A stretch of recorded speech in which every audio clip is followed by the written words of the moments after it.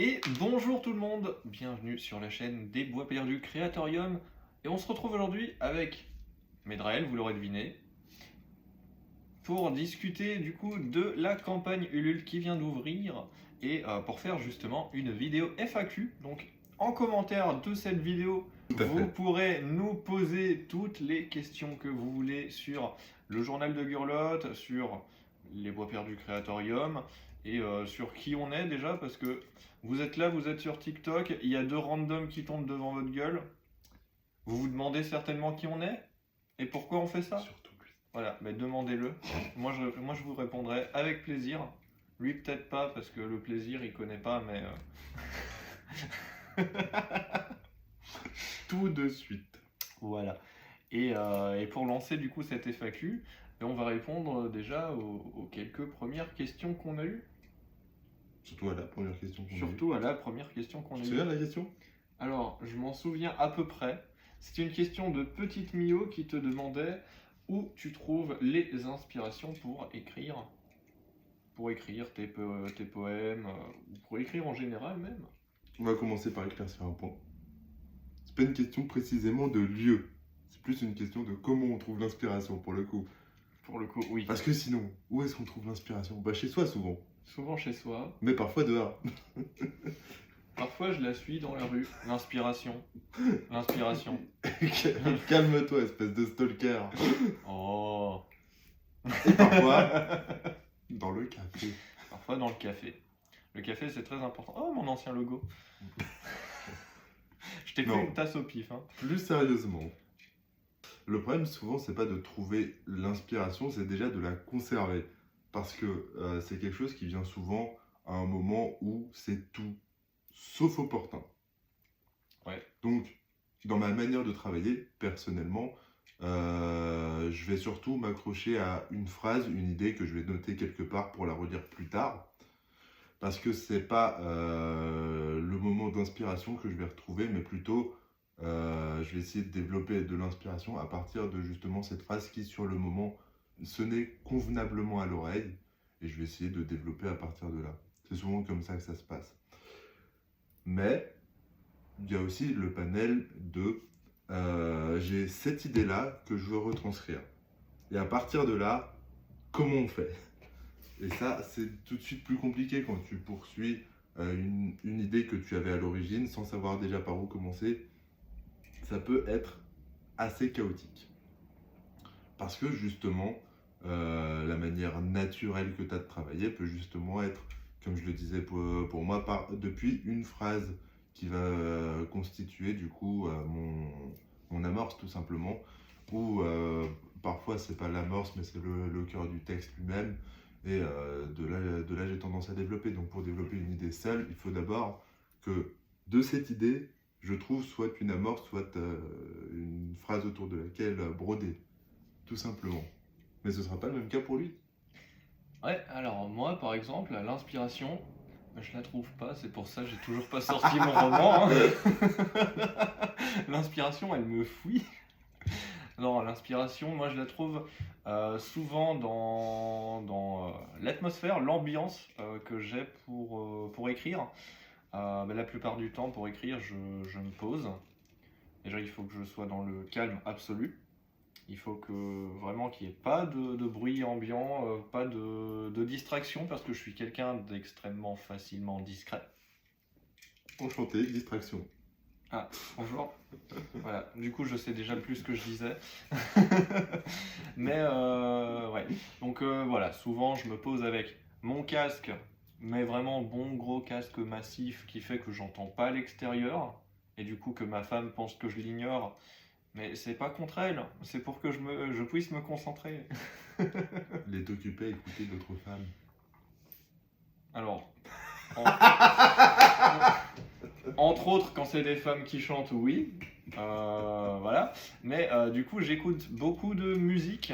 Voilà, ça c'est une nuance déjà. Tu dis le calme absolu, mais tu passes par de la musique. Donc Voilà. c'est techniquement pas du calme absolu, mais du son structuré. Voilà, du son structuré. Souvent, j'essaie de me poser avec des musiques instrumentales pures et simples. Rare Il y a quelques exceptions avec des paroles, mais souvent il faut de l'instrumental pur et quelque chose d'assez calme ou détendu. Sauf si j'écris une scène d'action, là il me faut du heavy metal, mais ça c'est autre chose. Euh, oui, oui, ça c'est très particulier, très très précis comme exemple. Et après, de nous deux, c'est qui écrit les scènes d'action? Alors, ça dépend, mais effectivement, quand il s'agit de filer droit, là, il n'y a pas de souci. Dans le duo, c'est moi qui est là pour construire et amorcer les fils rouges. Par contre, oui, quand il s'agit de mettre un peu plus de détails et de profondeur, c'est lui qui a le plus de facilité, Tu clairement. fais la trame, je fais la dentelle. Voilà, je fais la trame, il fait la dentelle. Bientôt, on va ouvrir une entreprise de sous-vêtements, de lingerie. Ça s'appelle une filature. On en revient à suivre des gens, hein. Tu vois, on abordait la chose tout à l'heure. Et finalement, l'inspiration, c'est toujours une histoire de filature. À l'aide. Ne me laissez pas avec ce fou. Laissez-le avec moi. Là, je pense on a à peu près... Ouais, on a plutôt bien répondu à la première question. Oui, Donc, question de Petite Mio. Petite Mio, si tu passes par là, bonjour. Et bonsoir. j'espère que cette réponse t'aura satisfaite. La deuxième question, c'est combien, du coup, enfin, déjà de quoi ça parle, le journal de Gurlotte? Même si j'ai déjà fait 3 vidéos sur le sujet, de quoi ça parle? Bah pour une fois, c'est peut-être moi qui vais y répondre. Oui, pour une fois. Alors, déjà à savoir, dans la construction, Gurlotte, c'est un personnage que moi j'avais créé à l'origine pour un roleplay chez lui. À l'origine, on était déjà sur l'orque pacifiste pour avoir ce petit contraste de quelqu'un qui a beau être né dans une culture qui baigne dans la violence, il a cette envie de plus, il a cette envie d'autre chose. Et c'est aussi pour l'idée que peu importe ce qu'on t'inculque, au final, ce sont tes propres idéaux et tes propres choix qui comptent et il faut juste avoir la conviction de les mener à bien. Ensuite, petit point particulier de ce personnage, en tout cas à l'époque où je l'ai construit, c'était un orc qui aimait du coup faire son petit bûcheronnage de son côté, avec cette petite particulier qui dit qu'il sifflotait tout le temps. Oui.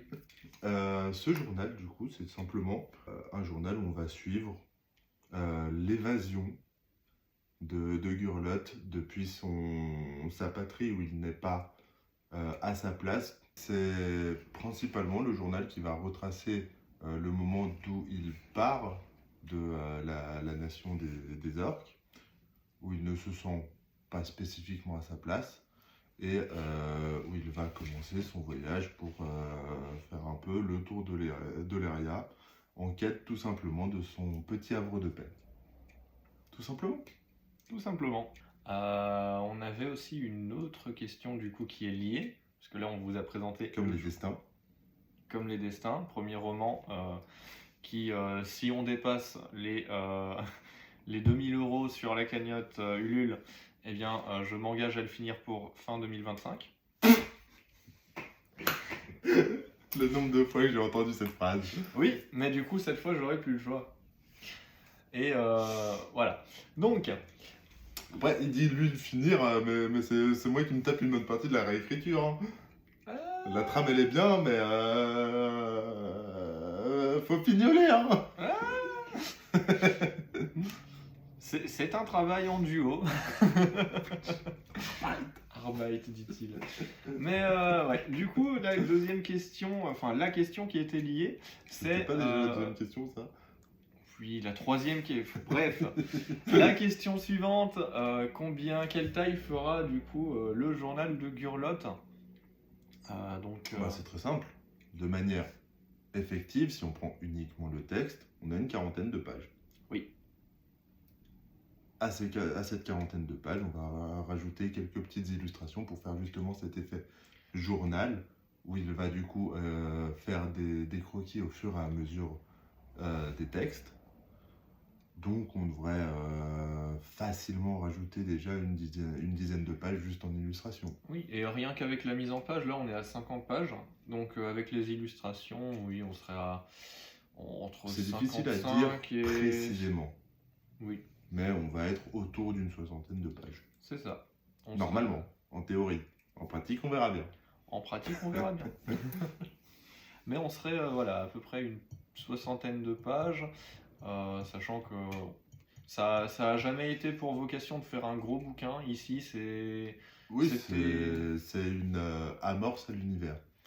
Là, c'est un peu comme si on vous envoyait une invitation à venir découvrir l'univers de Doleria et à terme de venir découvrir l'ensemble de l'univers de Kentoras. Tout à fait. Avec ça, on avait aussi quoi d'autre comme question? Je sais plus c'est quoi l'autre. Il y en avait une dernière. Bah, c'était la dernière. Ah, c'était la dernière. Voilà. On va se laisser ici. Merci d'avoir regardé cette vidéo. Allez, salut hein. Ciao! Ciao.